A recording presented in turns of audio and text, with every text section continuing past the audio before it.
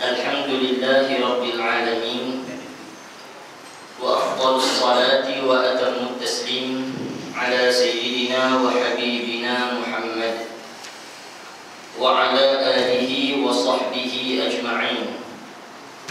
Allahumma 'allimna ma yanfa'una wanfa'na bima 'allamtana wa zidna min fadlika wa karamika 'ilma waj'alna mukhlishin.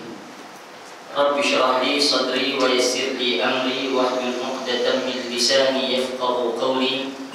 Subhanaka la 'ilma lana illa ma 'allamtana innaka antal 'alimul hakim. Wa la hawla wa la quwwata illa billahil 'aliyyil 'azim. Amma ba'du. Hadirin, tuan-tuan mukminin, mukminat, moga-moga dirahmati Allah Subhanahu wa taala. Bersyukur kita kepada Allah Subhanahu wa taala pada malam yang penuh kebaikan ini, insya-Allah Allah berikan kesempatan untuk sama-sama kita melihat kepada perbincangan di dalam kitab Qanun Jinayah Syariah.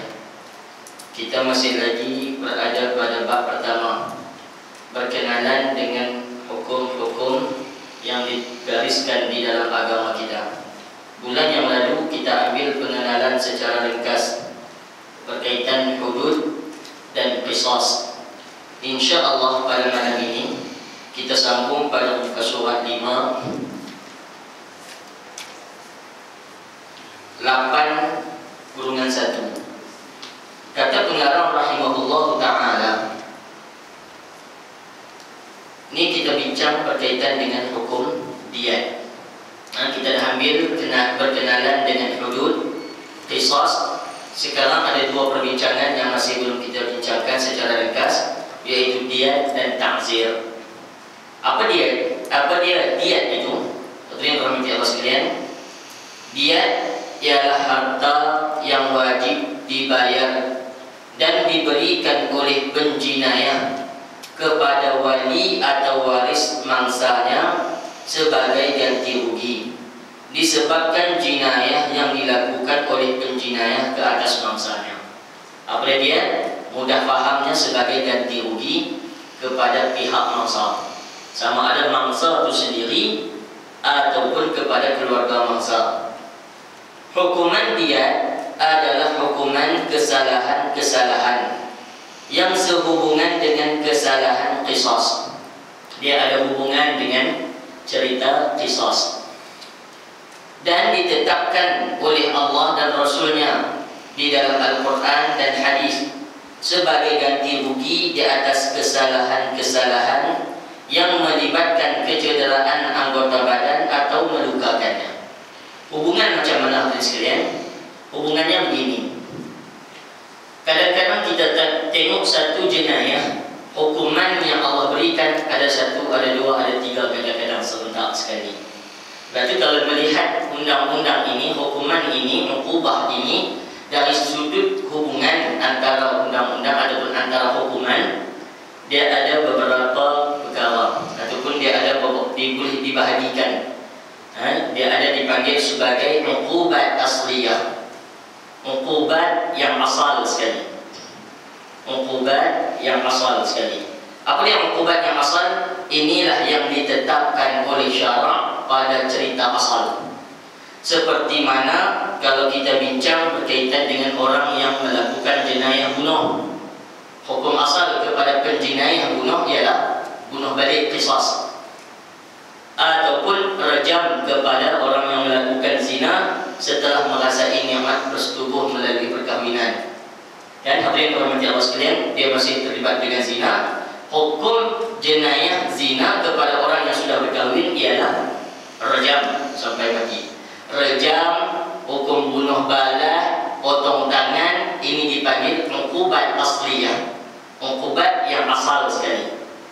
Hadirin yang rahmati Allah sekalian, itu uqubat yang asal. Ada beberapa kes uqubat yang asal itu gugur dan diganti dengan uqubat ganti. Dia panggil uqubat badaliyah, uqubat ganti. Ini supaya kita jangan jadi celau. Ada uqubat yang menggantikan kepada kesalahan-kesalahan berikut ataupun kesalahan-kesalahan yang kita sebutkan tadi. Misalnya hadirin yang dirahmati Allah Subhanahu wa taala. Orang yang melakukan jinayah bunuh, dia sepatutnya dihukum bunuh balik, dihukum bunuh semula. Tetapi hadirin sekalian, ada dalam syariat beberapa keadaan hukuman-hukuman yang asal ini boleh digugurkan dan digantikan. Macam bunuh tadi, hukuman asal kepada pembunuh ialah bunuh. Tapi apabila keluarga mangsa memberikan kemaafan, maka hukuman bunuh tadi bertukar kepada membayar diat, membayar ganti rugi kepada nyawa yang hilang. Hadirin yang dirahmati Allah Subhanahu wa taala. Ataupun dalam kes-kes hudud dan qisas yang sepatutnya kalau begitulah mencuri cukup nisab dan sebagainya kena potong tangan. Tetapi mungkin kerana bukti-bukti tidak jelas, saksi yang tidak jelas dan sebagainya, maka ketika itu dia gugur hudud, maka dia bertukar kepada ta'zir. Ini dipanggil badaliyah, pengganti kepada undang-undang ataupun hukuman yang asal. Yang ketiga, dia panggil uqubat at-tabaiyah. Uqubat at-tabaiyah. Apa yang uqubat at-tabaiyah? Yang mengekor kepada hukum yang asal, yang mengekori hukum yang asal. At-tabaiyah ini sama ada disebut oleh hakim ataupun tidak disebut oleh hakim, orang kena faham. Hadirin rahmati Allah Subhanahu wa taala. Ini at-tabaiyah yang dikenakan kepada pesalah, orang yang melakukan kesalahan itu hukuman asal dia kena, dan dia ada hukuman yang mengekori dia sekali. Seperti mana yang kita faham, orang yang membunuh dia terputus sebab boleh mewarisi harta orang yang mati. Dan misalnya dia menjadi penyebab kepada kematian ayahnya, ataupun dia menjadi penyebab kepada kematian orang yang ada hubungan faraid dengannya, maka dia yang pembunuh ini boleh mewarisi ataupun tak boleh mewarisi? Tak boleh mewarisi. Ini dipanggil hukum tabaiyah. Hak ni hakim tak sebut pun tak apa, dia kena faham lah. Seperti mana yang kita bincang hari itu, puasa bagi orang yang melakukan kesalahan bunuh, kan dalam ayat surah An-Nisa yang kita bincang hari itu. Hak ni hakim tak sebut pun dia kena faham. Ini tanggungjawab kafarah kepada kesalahan dia. Hadirin yang dirahmati Allah Subhanahu wa taala, misal lagi seperti mana orang yang tersabit melakukan kesalahan qadhaf.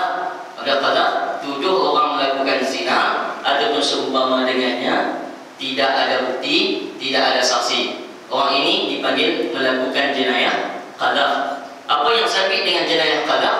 Orang itu dipanggil fasid. Orang itu tidak layak untuk dijadikan sebagai saksi. Ini dipanggil tabaiyah. Ini hakim tak sebut pun, tu imam atau bersapa dia tengok dalam rekod dia ni pernah sabit dengan jenayah qadhaf, tidak boleh diambil menjadi saksi dalam apa-apa kes pun. Jadi itu dipanggil at-tabaiyah. Sama ada hakim menyebut ataupun hakim tidak menyebut, orang yang tu dia bertanggungjawab ataupun menerima akibat daripada kesalahan yang asal tadi dengan akibat ataupun uqubat dan tabaiyah itu mai serentak ataupun dipanggil package. Kena potong membunuh itu satu pasal, dia akan dikenakan hukum qisas semula ataupun dia dimaafkan dibayar diat, tetapi dalam masa yang sama dia haram untuk mewarisi, itu mai sebagai package sekali dengan kesilapan yang dia telah lakukan. Itu dipanggil at-tabaiyah. Dan satu lagi dipanggil at-takmiliyah. Takmiliyah pelengkap kepada hukum. Pelengkap kepada hukum ini terserah kepada hakim menyebut. Hakim tak sebut tak ada. Hakim sebut itu ya, dia mesti diteruskan dan disempurnakan. Seperti potong tangan orang yang mencuri, setelah mana cukup syarat-syarat potong tangan, tangan itu digantung di tengkuk mereka yang mencuri. Jadi hak gantung itu hakim sebut ada penyempurnaannya, hakim tidak sebut tak ada lah, begitu. Dan orang yang hirabah, orang yang merompak sehingga menyebabkan kematian, dia dibunuh di palang sekalian, maka jenazahnya itu ditinggalkan, itu dipanggil takmiliyah. Kalau ada sebut maka datang sekali, kalau tidak, tidaklah. Begitu maksudnya. Ini hubungan antara hukum dengan hukum. Kita paham kedudukannya. Jadi dia berhubung dengan qisas. Dia berhubung dengan qisas. Berhubung dari sudut mana? Berhubung dari sudut menjadi ganti kepada qisas. Apabila qisas digugurkan, maka dia ada diyat sebagai menggantikan hukum qisas. Karena kita faham bahwa hudud ialah hak Allah Subhanahu wa ta'ala dan ditetapkan oleh Allah tentang kadar hukumannya. Oleh kerana hudud hak Allah, dia tidak ada cerita maaf. Orang mangsa nak maaf silakan, tapi hukuman gugur ataupun tidak, hukuman tak gugur sama sekali dalam cerita hudud. Tapi dia mencuri cukup nisab, kalian hormati Allah sekalian, maka hakim memutuskan potong tanganlah. Keluarga mangsa kata tak apalah, kami maafkan, tak ada dalam cerita hudud, tidak ada cerita maaf untuk menggugurkan kes. Maaf duduk cerita belakang, tapi gugurkan kes tidak berlaku kerana dia sabit hak Allah Subhanahu wa ta'ala. Tapi cerita qisas tetap ditetapkan oleh Allah, cuma hak ini berkait dengan manusia. Dalam hak manusia, Allah beri peluang kepada manusia untuk memaafkan ataupun menggugurkan kes. Entah yang bermaksudkan sabit dia membunuh. Bunuh ni masuk dalam cerita hudud ataupun cerita qisas? Cerita qisas keluarga mangsa berhak untuk maafkan, ataupun orang yang cedera, patah tangan, putih tangan misalnya. Tuan-tuan mukminin yang dirahmati Allah sekalian, keluarga mangsa boleh beri kemaafan kepada penjenayah, tapi sebagai membalas kepada kebaikan yang diberikan oleh keluarga mangsa, maka Allah Subhanahu wa ta'ala agama ini menetapkan mereka bergerak daripada hukum yang asal kepada hukum badaliyah yang menggantikan, iaitu bayar diyat sebagai menggantikan hukum yang asal. Itu hubungan antara diyat dengan qisas. Maksudnya tuan-tuan, diyat itu menjadi hukum asal ataupun tidak? Ialah dia mengikut kepada hukum yang asal.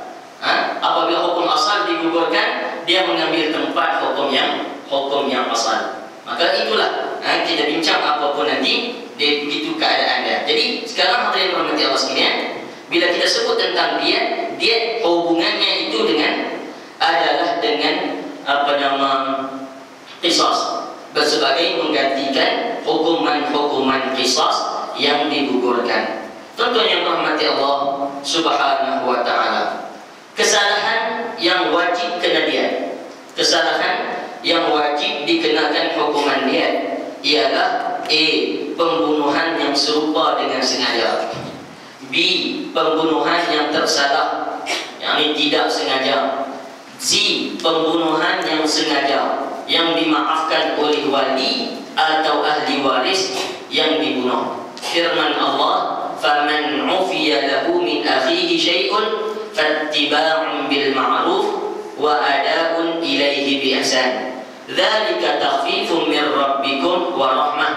Faman i'tada ba'da dzalik falahu 'adzabun alim." Surah Al-Baqarah 178. Maka sesiapa pembunuh yang dapat sebahagian keampunan daripada saudara, yakni pihak yang terbunuh, maka hendaklah orang yang mengampunkan itu mengikut cara yang baik dalam menuntut ganti rugi nyawa. Dan si pembunuh pula hendaklah menunaikan bayaran ganti nyawa itu dengan sebaik-baiknya. Yang demikian itu adalah suatu keringanan daripada Allah Tuhan kamu serta rahmat kemudahan. Sesudah itu, siapa yang melampaui batas untuk membalas dendam pula, habis dah cerita settle dah, nak balas dendam pula ke belakang, ini kata Allah baginya azab siksa yang tidak terperi sakitnya. Selesai lah. Kalau berlaku pula tuntut balas ataupun cerita balas dendam kemudian, itu cerita qisas yang lain pula, buka kes baru pula. Hak tadi sudah dijerat, selesai. Begitu maksudnya. Tuan-tuan mukminin yang dirahmati Allah Subhanahu wa ta'ala, secara ringkas tuan-tuan, saya nak sebut diyat secara ringkas supaya kita melihat kepada kesalahan diyat ini. Tuan-tuan yang dirahmati Allah sekalian, kesalahan yang wajib kena diyat dalam buku kita ni awal ini dia sebut 3 perkara saja. Bunuh sengaja, bunuh tak sengaja, bunuh salah. Kan? Sebenarnya diyat dikenakan kepada beberapa kes. Pertama, kes bunuh. Dan bunuh ni pula pecah dua. Satu bunuh yang kena diat mughallazah, satu bunuh diat mukhaffafah. Itu kita dah sembang itu. Kan diat mughallazah ni apa ya? Diat yang macam ni tuan. Diat bila kita sebut diat, kita faham hukum asal kepada diat 100 ekor unta. 100 ekor unta. Diat mukhaffafah, diat mughallazah ni sifat unta itu. Mughallazah sifat unta itu lebih memberatkan. Mukhaffafah sifat unta-unta ni lebih ringan. Mughallazah sifat-sifat unta ni lebih memberatkan. Nanti kita akan sampai tajuk dia perbincangan diat secara khusus. Cuma saya nak gambarkan kepada tuan-tuan, diat mughallazah ini, kalau kita nak tengok diat mughallazah 100 ekor unta yang bersifat 30 umur 3 tahun, 30 umur 4 tahun, 40 sedang bunting. Berat nak cari? Berat nak cari berat lah. Atau senilai dengannya, atau senilai dengan maksudnya boleh bayar dengan nilai. 30 tahun had umur 3 tahun, 30 tahun had umur 4 tahun, 40 tahun yang sedang bunting, ataupun 33, 34. Kalau tak boleh nak jumpa 33, 34 itu sebahagian pandangan yang ada. Rahmati Allah Subhanahu wa ta'ala sekalian. Berat lah mughallazah. Yang kata mukhaffafah ringan ni apa dia? Mukhaffafah ini sifatnya 20 tahun, 20 tahun, 20 tahun, 20 tahun, 20 tahun. 20 tahun pula. 20 ekor, 20 ekor, 20 ekor, 20 ekor, 20 ekor. Apa maksudnya hadirin sekalian? 20 tahun, 20 ekor yang umur 3 tahun, 20 ekor umur 4 tahun, 20 ekor betina 2 tahun, 20 ekor jantan 2 tahun, 20 ekor betina 1 tahun.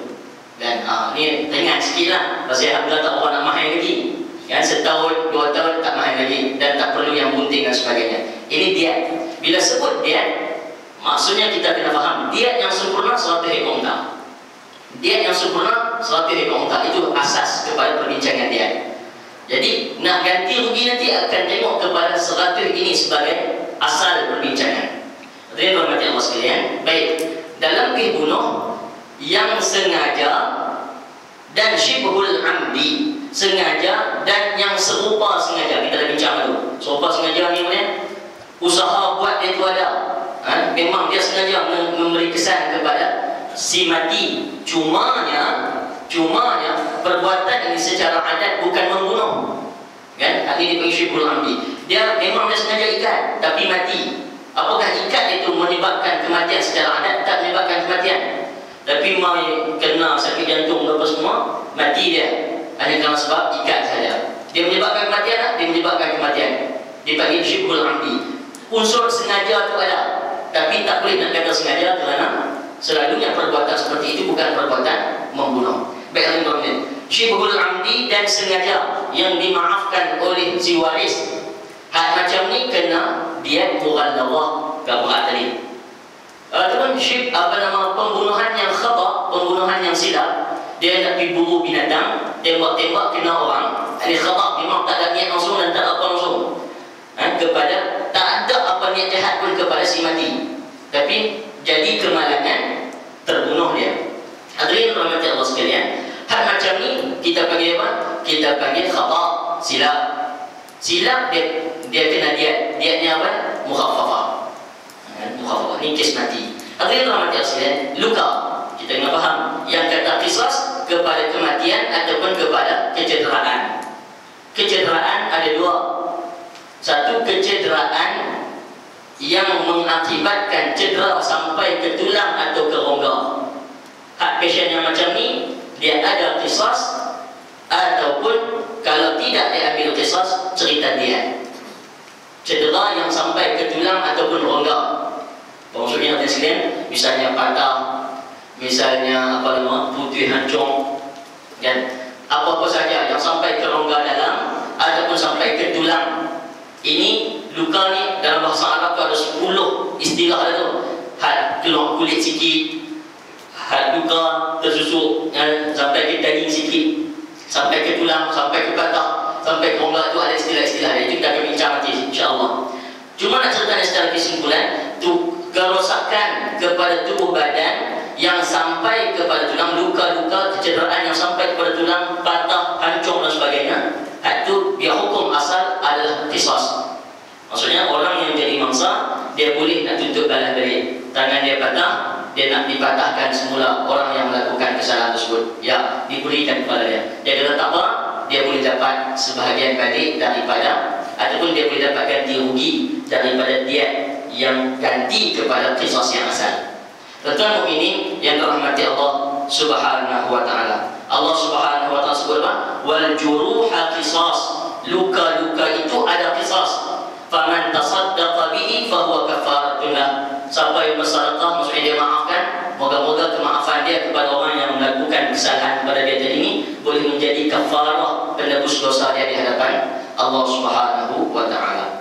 Jadi hadirin rahmati Allah sekalian, dalam kes yang macam tu, hukum asal kepada orang yang melakukan jenayah ialah qisas. Kalau keluar ataupun mangsa memaafkan, baru berpindah kepada dia. Dia ada ketika 1/10. Ada 1/10 dia. Apa maksud 1/10 dia? 10 ekor unta. Ada ketika jadi 15 dia. Ada keadaan-keadaan yang macam itu. Tetapi kalau luka yang tidak sampai ke dalam tulang, sampai ke tulang, luka sikit kan, hak pasien macam ni tak ada qisas. Jadi penumbuk orang saja, itu tak ada qisas tumbuk balik. Kena faham? Luka yang macam mana yang ada qisas balik? Dan hanya melecet kulit dia, hanya terkena pisau sikit, hak macam ni tidak ada qisas. Dia terus kepada hukum dia. Dia berapa? Hak itu ditentukan oleh hakim. Kerana kecederaan ringan tidak ada qisas balik. Pasal apa? Tidak boleh mentahqiqkan hukuman yang setimpal dengan dia. Kan tak sampai ke tulang, nak toreh tak mana. Kan? Kalau sampai ke tulang jelas nak toreh sampai ke mana balik. Begitu secara mudah bahasa kita lah. Jadi kecederaan sikit itu tidak ada qisas, dia terus kepada dia. Banyak mana dia itu kan ditentukan oleh hakim. Dan yang berikutnya ialah kecederaan ataupun menghilangkan fungsi tubuh badan. Anggota-anggota itu dihilangkan, dibinasakan ataupun dimatikan fungsi dia. Dan mata buta sebelah kena tubuh, ataupun mata dua-dua belah buta. Macam ni itu cerita dia. Tentu yang dirahmati Allah Subhanahu wa taala sekalian, kalaulah hak pasien ada dua ni, ada sepasang ni, dan sepasang tangan, kaki, apa lagi? Tangan, kaki, mata, telinga, dan bibir, atas, bawah, dada, kemaluan lelaki ada 2 biji. Ini jenis sepasang, dibagi sepasang. Kalau rosak sepasang, dia 1/2 daripada dia. Apa maksud 1/2 daripada dia? 50 ekor unta. Rosak sebiji mata, 50 ekor unta. Rosak dua-dua mata, dia yang sempurna, yang ni 100 ekor unta. Begitu perbincangannya. Kalau hak pasien dua-dua macam ni, rosak 1/2, rosak dua-dua, dia akan dikira sebagai diet yang sempurna. Hadirin yang dirahmati Allah sekalian, itulah perbincangan secara lebih kurangnya, secara ringkas berkaitan dengan diet. Jadi hadirin dirahmati Allah sekalian, apa faedah diet? Diet juga sebagai menjaga nyawa dan menjaga anggota tubuh kita daripada mudah-mudah dijerobohi oleh orang. Itu berat, nak tumbuk orang, nak cedera orang, nak masuk rompak orang, benda-benda macam ni dia akan timbang banyak. Kan sebiji mata teruk nak kena bayar balik ni, kan, tangan, kaki dan sebagainya. Itu ada cerita yang sangat besar yang Allah nilaikan nikmat-nikmat yang Allah kurniakan kepada kita semua ni. Tuan, mahal ni tangan kita, mahal ni kaki kita, mata kita, telinga kita, bibir kita, sebagainya ni mahal. Kalau kita tengok cara Quran letak ganti rugi itu, maksudnya kita patut bersyukur sangatlah. Lagi boleh duduk jalan dengan surau mai lah. Lagi boleh duduk tengok mata, boleh tengok kita, tengok Quran, tengok lah, kan? Jangan sampai hilang nikmat ini kerana sangat mahal di sisi Allah Subhanahu wa taala. Baik hadirin rahmati Allah sekalian, 10 bercerita tentang ta'zir. Ini keempat, perbincangan keempat secara pengenalan hukum yang dipanggil asy-syar'iyyah, kanun jinayah asy-syar'iyyah. 4 perkara. Pertama hudud, kedua qisas, ketiga diyat, dan yang keempat perbincangannya ialah ta'zir. Apa dia ta'zir? Ta'zir ialah kesalahan-kesalahan yang hukumannya merupakan dera, yaitu penjinayah tadi tidak dijatuhkan hukuman hudud atau qisas. Hukuman ta'zir dalam kanun jinayah syar'iyah adalah hukuman yang tidak ditentukan dan ditetapkan qadarnya oleh Allah, atau bentuk hukumannya itu tidak disebut dalam Quran ataupun hadis. Hadirin mukminin, moga-moga dirahmati Allah Subhanahu wa taala sekalian. Di dalam fiqhul Islami Liz-Zuhaili, Dr. Zuhaili menyebut, hadirin dirahmati Allah sekalian, apa dia ta'zir ini? Mudah kita paham. Al-uqubatul masyru'ah ala ma'siyatin aw jinayatin la hadda fiha wa la kafarah.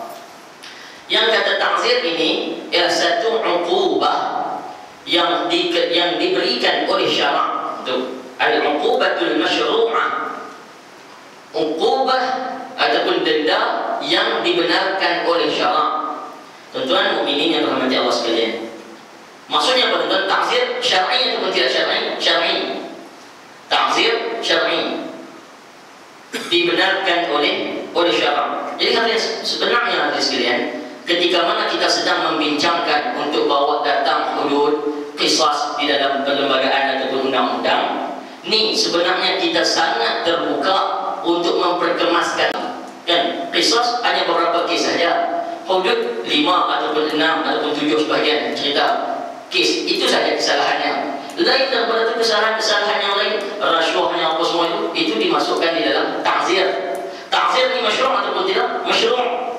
Itu ta'rifan ya, al-uqubatul masyru'ah, uqubah denda hukuman yang masyru', yang disyariatkan, maksudnya yang dibenarkan oleh syarak. Dan hak ni kita berdasarkan perintah sungguh. Jangan sampai orang nampak lekeh orang Islam dengan ta'zir yang luas ini untuk diperkemaskan, ditonjolkan keadilan Islam dalam ruang ini sangat luas untuk kita perbaiki. Ialah apabila berkaitan dengan bunuh, memilih cara yang lain selain daripada apa yang disebut dalam hudud ataupun qisas, itu bercanggah dengan hudud dan qisas. Tapi bukan semua kesalahan bercanggah dengan hudud dan qisas. Maka yang mana tidak disebut dalam hudud dan qisas, dia masuk kepada ta'zir. Sangat luas ta'zir untuk kita tunjukkan keadilan Islam. Jadi hadirin rahmati Allah sekalian, al-uqubatul masyru'ah ala maksiyatin aw jinayatin, uqubah yang disyariatkan, yang dibenarkan oleh syarak dalam kes maksiat ataupun jinayah yang tidak ada hudud ataupun tidak ada kafarah. Itu jelas tuan-tuan, supaya kita tahu jenayah yang pasien mana dikenakan ta'zir. Dan dalam ta'rifan yang dibuat oleh Az-Zuhaili dalam fiqhul Islami, dia cerita uqubatul masyru'ah, akibat ataupun denda yang dibenarkan oleh syarak ke atas maksiat ataupun jinayah yang tidak dibincangkan dalam hudud qisas dan tidak ada kafarah ketika melakukan jenayah ataupun maksiat tersebut. Jadi mungkin tak apa nak jelas tuan-tuan. Jinayah ataupun maksiat ini ada 3 jenis. Maksiat ada 3 jenis. Pun 4 pun boleh sebut. Ada yang pasien hadirin sekalian, dia panggil yang ada hudud, ditentukan kesalahan tersebut, dosa tersebut dibalas dengan hudud dan tidak ada bincang kafarah kepada dia. Dan hadirin yang berhormati Allah Subhanahu wa taala, seperti dosa mencuri, ada undang-undang hudud yang menetapkan kesalahan mencuri, berapa kenal macam mana dihukum kepada dia. Ini dosa yang ada hudud, cerita tentang dosa tersebut. Yang kedua, dosa yang ada kafarah tapi tidak ada hudud. Dosa yang ada kafarah tapi tidak ada hudud. Macam mana kafarah? Orang yang jima siang hari Ramadan, hari puasa, hari dia berpuasa, dia jima siang hari, ini ada kafarah dia. Hudud ada? Hudud ada. Jadi kafarah itu sebagai balasan dosa dia. Settle itu, selesai. Dan hadirin mukminin yang dirahmati Allah Subhanahu wa taala. Dan yang ketiga, dosa yang tidak dibincangkan dalam hudud dan tidak dibincangkan dalam kafarah. didenda dengan hudud, dosa yang tidak didenda dengan kafarah. Hak ni yang duduk bawah ta'zir. Faham tak? Jelas? Okey. Dosa ni ada 3 jenis. Ada dosa yang cara selesainya dengan hudud. Laksanakan hudud, selesai dosa tersebut, insya-Allah tak bawa balik apa-apa lagi kepada Allah Subhanahu taala, tak tanggung lagi dosa itu kepada Allah. Walaupun tak setuju sekalipun kata ulama, tapi dipotong tangannya di dunia kerana mencuri. Dia tak redha tangannya dipotong misalnya. Tak redha dia fikir yang penting dosa itu tidak akan dituntut lagi oleh Allah Subhanahu wa taala kerana sudah diselesaikan di dunia. Baik, hadirin rahmati sekalian. Satu lagi, ada dosa yang diselesaikan dengan cara kafarah. Itu amanah ke atas diri sendiri. Dia melakukan jima' siang hari Ramadan, misalnya dia perlu berpuasa 60 hari betul-betul, amanah atas diri dia sendiri, kan? Kalau dia laksanakan, selesai dosa yang telah dia lakukan tadi, kafarah. Yang ketiga, tidak dibincang dalam hudud, tidak dibincang dalam kafarah, tidak ada kafarah sebagai menutup dosa dia. Hak ni hukumnya di bawah ta'zir. Insya-Allah kalau dihukum dengan hukuman di dunia ini dengan ta'zir, insya-Allah dosa itu akan ditutup. Supaya tidak balik kepada Allah membawa dosa yang sama. Jadi hadirin yang dirahmati Allah Subhanahu wa taala, itu kebijakannya. Hak ta'zir ini dibincang di mana? Kepada apa yang tidak dibincangkan bawah kafarah, dosa sebagai penutup dia, sebagai penutup dosa kafarah, ataupun tidak dibincang di dalam cerita hudud dan qisas. Maksudnya hak ni lah ruang dosa yang sangat banyak, sangat luas ni. Apa yang tak ada kafarah, apa yang tidak ada hudud, ini sangat luas. Apa dia tuan, misalnya rasuah, kan? Rasuah ini tak bincang hudud, tak ada kafarah pun tidak sebut, kan? Tuduhan yang selain daripada tuduhan liwat atau zina, kan? Seperti namanya tuduhan sebagai pencuri, padahal tak ada bukti lagi dia curi. Ini kan fitnah kita lah, maksudnya sebaran berita-berita palsu. Ini tidak dimasukkan di bawah qada, juga tidak ada kafarah yang menutup dosa itu. Hak ni hakim ataupun waliul amri dia kena ambil dan bawa kes-kes ini di bawah kesalahan ta'zir. Jadi tuan jelas perbincangan ta'zir dibincang dari sudut mana. Dan hadirin mukminin, moga-moga dirahmati Allah Subhanahu taala. Dan ta'zir itu diambil dengan kesalahan itu didenda dengan penjara, didenda dengan adar, boleh pukul rotan, boleh ambil denda dan sebagainya. Itu terserah kepada apa yang difikir perlu oleh hakim. Baik, tuan-tuan mukminin yang dirahmati Allah Subhanahu wa taala sekalian. Kurungan 2, hukuman ta'zir adalah hukuman dera ke atas penjinayah yang telah sabit kesalahannya dalam mahkamah. Maksudnya kesalahan yang macam mana? Kita faham. Kesalahan yang tidak dibincangkan di bawah hudud dan tidak ada cerita kafarah yang menutupkannya. Maka hal yang macam ni duduk di bawah ta'zir, Dan hukumannya tidak dikenakan hukuman hudud atau qisas, kerana kesalahan yang dilakukan oleh penjinayah itu tidak termasuk di bawah kes yang membolehkannya dijatuhkan hukuman hudud atau qisas. Kurungan 3, jenis atau kadar serta bentuk hukuman ta'zir itu adalah terserah kepada kearifan hakim untuk menentukan dan memilih hukuman yang patut dikenakan ke atas penjinayah itu.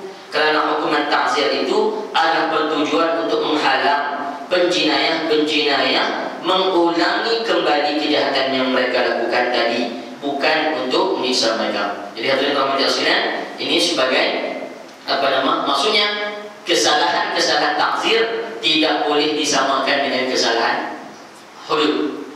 Tak boleh untuk diambil hukuman setara dengan hudud. Jadi hadirin mukminin, moga-moga dirahmati oleh Allah Subhanahu wa taala sekalian. 11. Ini perbincangan tentang penghakiman ke atas penjinayah. Seorang hakim yang menghakimi kes-kes yang dibawa kes jinayah syariah, apabila sabit kesalahan penjinayah itu di dalam mahkamah, hendaklah dijatuhkan hukuman mengikut peruntukan hukum syarak yang telah ditentukan dan ditetapkan Allah dan Rasulnya, yang disebut di dalam Quran dan hadis. Jangan diputuskan dan dihukum mereka itu tanpa merujuk hukuman Allah terlebih dahulu. Perkara ini telah diingatkan oleh Allah Ta'ala dalam firman firman berikut, wa anzalna ilaikal kitaba bil haqqi musaddiqan lima baina yadayhi minal kitab wa muhaiminan alaihi fahkum bainahum bima anzalallah wa la tattabi' ahwa'ahum amma ja'aka minal haqqi. Suratul Maidah ayat 48. Hadis sekalian, surah Maidah perbincangan ini semuka dua muka itu bercerita tentang bagaimana Allah memberikan mesej yang berat supaya setiap hukum yang Allah tetap itu dilaksanakan di bumi. Ini tuan-tuan balik rujuklah muka surah Al-Maidah ini. Hadirin rahmati Allah Subhanahu wa taala sekalian, ayat ini sangat panjang perbincangan, satu muka lebih, bercerita tentang bagaimana Allah mengkaitkan pelaksanaan hukum-hukum syariat ini dengan iman. Sebab itu fathiyahkan di dalam buku mengapa saya peluk Islam itu, Mada Ya'ni, kan? Dalam buku itu dia meletakkan perbincangan menegakkan hukum ini di dalam perbahatan iman, perbahatan untuk menilai ataupun menjadi kayu ukur kepada iman orang yang menerima ayat Allah Subhanahu wa taala. Apa kata Allah dalam surah Maidah ini? Dan kami surah ayat 48, dan kami turunkan kepadamu wahai Muhammad kitab Al-Quran dengan membawa kebenaran untuk mengesahkan benarnya kitab-kitab suci yang telah ada di hadapannya dan untuk memelihara serta mengawasinya. Muhaiminan, muhaiminan. Kenapa Quran ini diturun? Quran ini diturun supaya menjadi pengukur dan kita boleh kenal kitab-kitab dulu seleweng kat mana. Nak tahu seleweng kat mana? Tengok kat Quran. Bila bercanggah dengan Quran, maksudnya kitab yang dulu diselewengkan. Kitab-kitab yang dulu diselewengkan. Nak kenal di mana? Ukur dengan Al-Quran. Itu muhaiminan, sebagai menjadi pengimbang supaya orang tahu di mana kitab-kitab dulu telah diselewengkan. Fahkum bainahum bima anzalallah wa la tattabi' ahwa'ahum amma ja'aka minal haqqi. Maka hendaklah jalankan hukum di antara mereka ahli kitab itu dengan apa yang telah diturunkan oleh Allah kepadamu, dan janganlah engkau mengikut kehendak hawa nafsu mereka dengan menyeleweng daripada apa yang telah datang kepada kamu daripada kebenaran. Sebab itu hadirin rahmati Allah sekalian, kita boleh lihat bila Nabi SAW sangat tegas apabila Usamah bin Zaid minta supaya diberikan syafaat bantuan kepada perempuan Khuzaimah, perempuan Bani yang disabit kesalahan mencuri supaya diringankan hukuman tersebut. Apa kata Nabi SAW? Inilah yang menyebabkan umat terdahulu binasa. Apabila jenayah dilakukan oleh orang-orang kaya, diminta untuk diringankan. Tetapi apabila dikenakan yang melakukan kesalahan adalah orang miskin, itu cepat-cepat mereka nak laksanakan hukuman. Demi Allah, kalaulah Fatimah binti Muhammad yang mencuri, nescaya aku sendiri akan potong tangannya, kerana berkait dengan hak Allah Subhanahu wa taala. Jadi kata Allah kepada Nabi, jangan ikut hawa nafsu kehendak mereka. Kalau tidak, menyeleweng, kerana kehendak mereka itu senantiasa mahu menyeleweng daripada ketetapan yang telah dibenarkan, yang telah ditetapkan oleh Allah Subhanahu wa taala. Firman Allah Ta'ala lagi, wa anihkum bainahum bima anzalallah wa la tattabi' ahwa'ahum wahdarhum ay yaftinuka an ba'di ma anzalallahu ilaik. Dan hendaklah engkau menjalankan hukum di antara mereka dengan apa yang telah diturunkan oleh Allah, dan janganlah engkau menurut kehendak hawa nafsu mereka, dan berjaga-jagalah supaya mereka tidak memesongkan engkau daripada sesuatu hukum yang telah diturunkan oleh Allah kepada kamu. Jadi hadirin sekalian, ini beberapa ayat yang memberi pesan kepada qadhi atau hakim yang membuat keputusan. Tanggung jawabnya ialah balik kepada undang-undang ataupun ketetapan yang telah ditetapkan oleh Allah Subhanahu wa taala. Tuan-tuan mukminin yang dirahmati Allah sekalian, maka perjuangan menegakkan undang-undang ini merupakan tanggung jawab kepada setiap muslim yang beriman kepada Allah Subhanahu wa taala, supaya undang-undang yang ditinggalkan ini dikembalikan. Sekarang hakim dia tak boleh nak ambil keputusan ni, kan? Dia tak boleh ambil hudud sebagai pilihan dia, kerana dia ada berkait dengan perlembagaan apa semua ni, cerita yang panjang. Tuan-tuan, moga-moga Allah ampunkan kita semua dengan kelalaian kita ini. Jadi harus dirahmati Allah sekalian, tapi perjuangan ke arah itu mesti diteruskan, dan ia menjadi tanggungjawab setiap orang yang beriman kepada Allah Subhanahu wa taala. Baik, tuan-tuan yang dirahmati Allah sekalian, 12 hukuman hudud. Saya nak selesaikan tajuk ni supaya kita boleh bincang berapa panjang juga. Supaya kita boleh masuk perbincangan hudud secara lebih cepat, InsyaAllah, kan?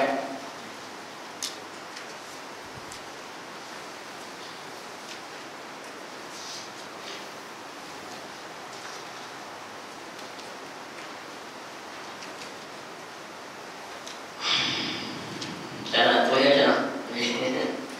Baik, kita tengok sikit ya. Yang kita ambil hukuman hudud 12. Hukuman hudud, qisas, diyat dan ta'zir diperuntukkan dalam kanun jinayah syariah adalah bertujuan untuk menjaga prinsip perundangan Islam, perundangan syarak yang tertakluk di bawahnya 5 perkara. Hak ni yang orang sebut sekarang maqasidus syariah. Maqasidus syariah. Buat apa pun nak capai maqasidus syariah ini, kan? Bila nak laksanakan hudud, tujuannya nak capai yang 5 ini, maqasid syariahnya.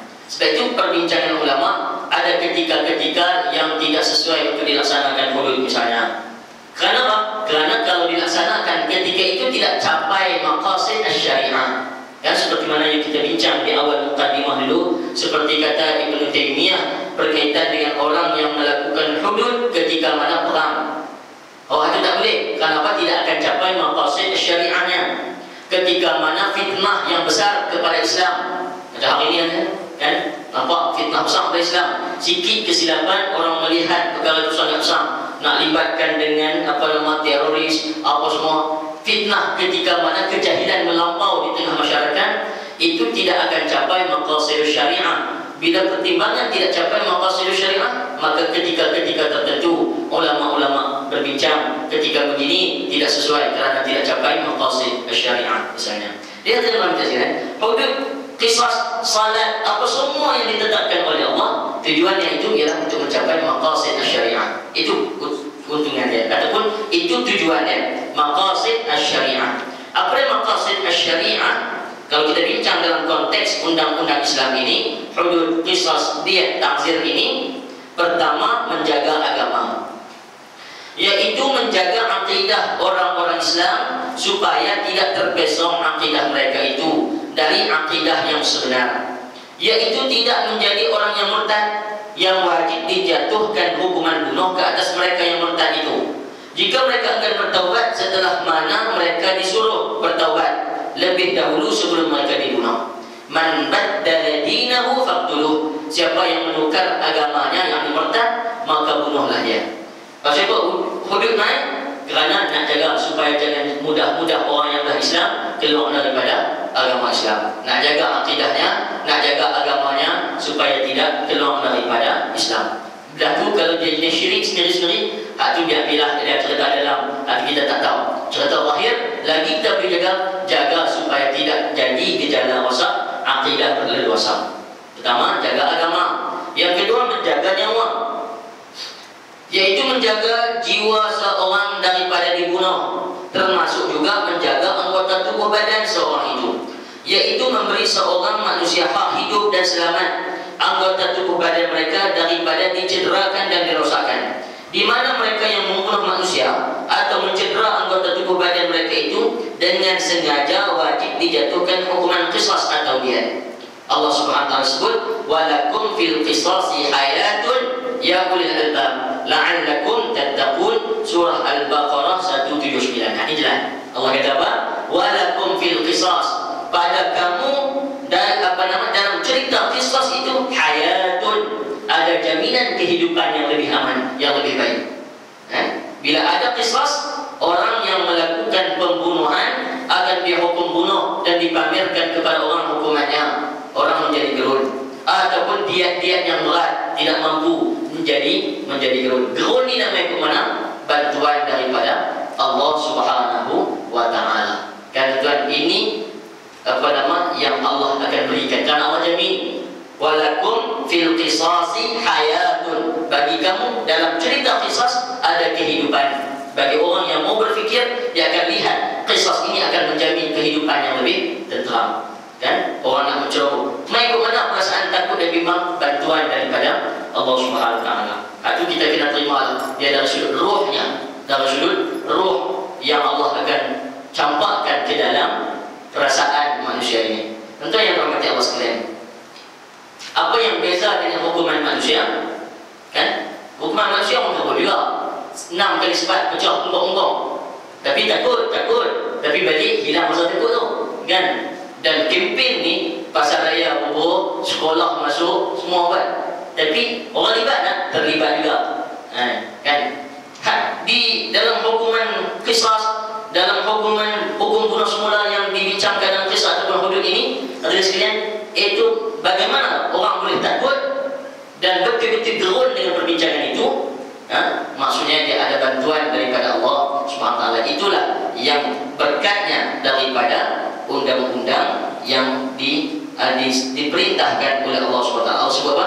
Walakum fil qisasi hayatun ya ulil albab la'allakum tattaqun. Dan di dalam hukum qisas itu ada jaminan hidup bagi kamu, wahai orang-orang yang berakal fikiran, supaya kamu bertakwa. Allah sendiri yang akan jamin. Kalau dilaksanakan qisas, orang akan hidup dengan aman. Tidak mudah orang nak cederakan kita, tidak mudah berlaku kes-kes bunuh, insya-Allah. Yang ketiga, tujuan syariat itu dia menjaga akal fikiran. Menjaga akal fikiran manusia daripada kerosakan disebabkan minum arak misalnya. Kan? Ni agama ini nak jaga apa? Nak jaga akal. Nak jaga akal kita. Sebab itu Islam ni mai membuka akal. Kan, memerangi taklid al-a'ma, memerangi taklidul a'ma.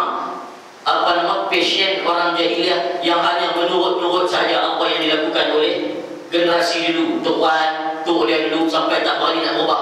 Sedangkan mereka pun tahu benda itu tak betul. Turut dalam beberapa ayat bercerita bagaimana Islam datang memerangi perkara-perkara ini. Dan untuk menjaga supaya akal tidak dirosakkan, berlakulah Allah tetapkan undang-undang supaya dikenakan hukuman kepada peminum arak.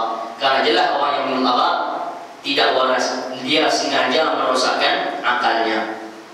Di mana mereka yang meminum arak itu wajib dijatuhkan hukuman sebat, tidak lebih daripada 80 kali sebat dan tidak kurang daripada 40 kali sebat. Sabda Rasul sallallahu alaihi wasallam dalam hadisnya yang diriwayatkan dari Ali karramallahu wajhah, jalada Rasulullah sallallahu alaihi wasallam 40. Rasulullah memukul ataupun menyebat orang yang minum arak sebanyak 40 kali. Wa Abu Bakrin 40. Abu Bakar pun 40 kali. Wa Umar 80. Dan Umar pukul 80 kali.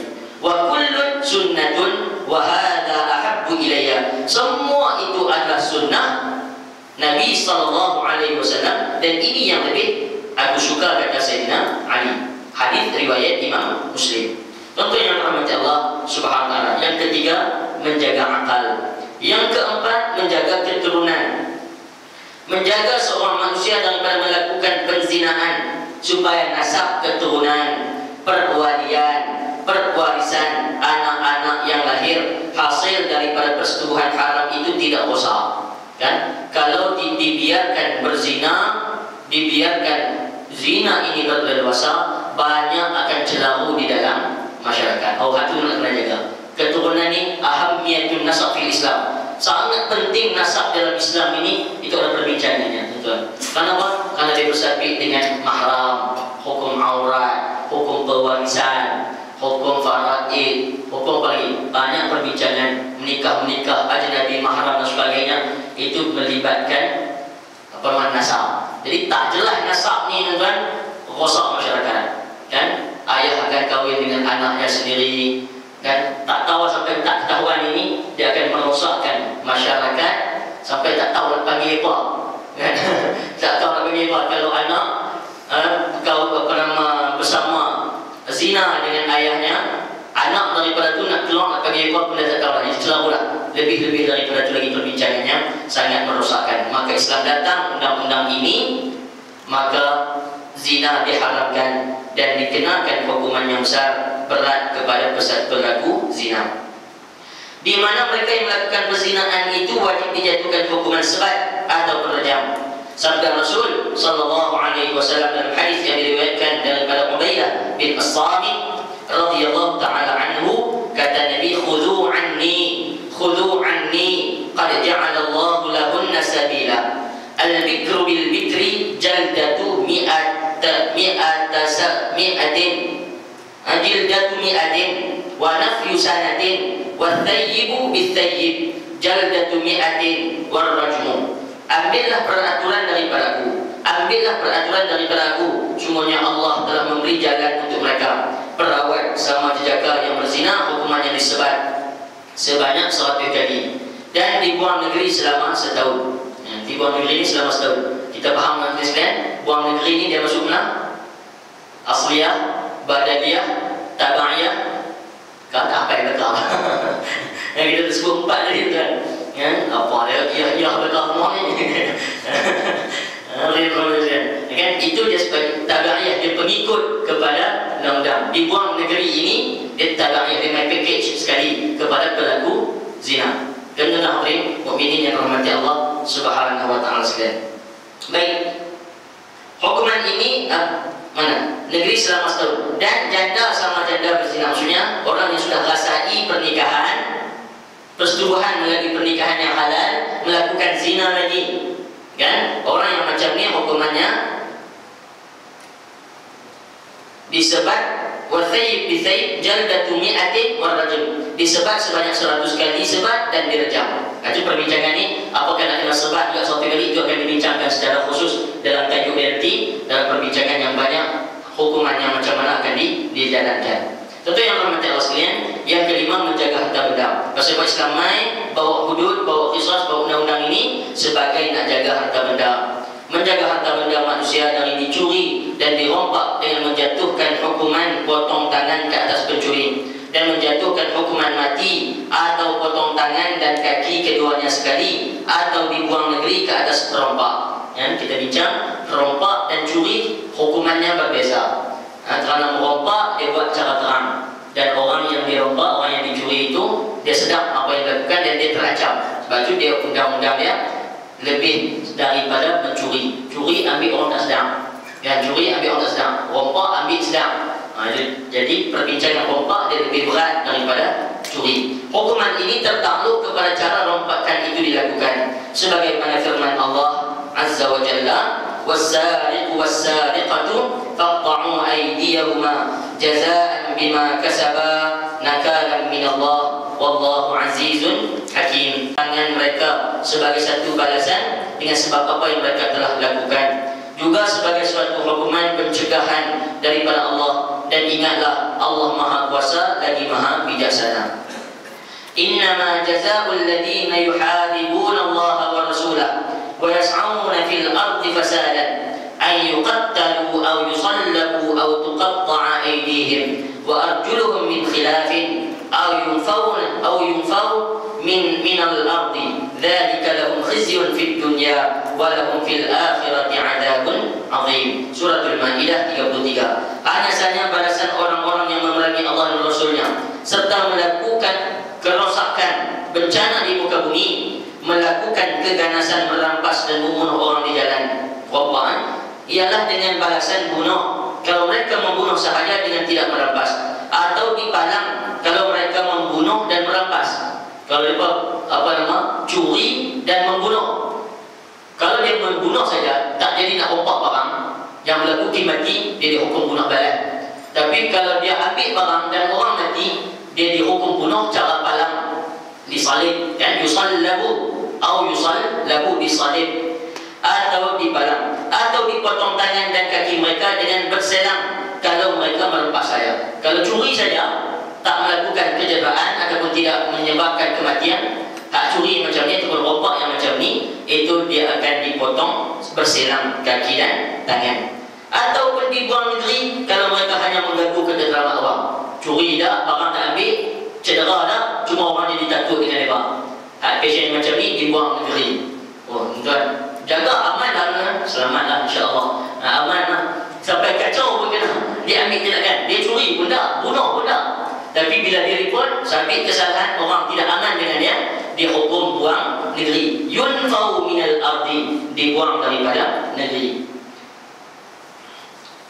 Hukuman yang demikian itu adalah suatu kehinaan di dunia bagi mereka, dan di akhirat kelak mereka beroleh azab siksa yang amat besar dengan kesilapan tersebut. Hadirin mukminin yang dirahmati Allah sekalian, yang ke-13, pelaksanaan hukum hudud, qisas dan ta'zir secara pelaksanaannya itu akan dibincangkan secara ringkas insya-Allah. Itu kita akan bincang pada pertemuan bulan depan insya-Allah, dan seterusnya kita akan bincang secara khusus di dalam tajuk kesilapan ataupun kesalahan hudud, zina, qadhaf, minum arak, mencuri, hirabah, murtad, burat dan sebagainya akan dibincangkan secara detail kesalahan dan pelaksanaannya pada perbincangan yang akan datang insya-Allah.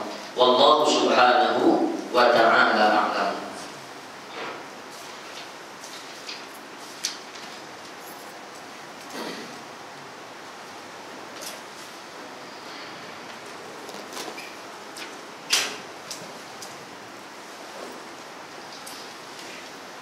Subhanakallahumma wa bihamdika asyhadu an la ilaha illa anta astaghfiruka wa atubu ilaik.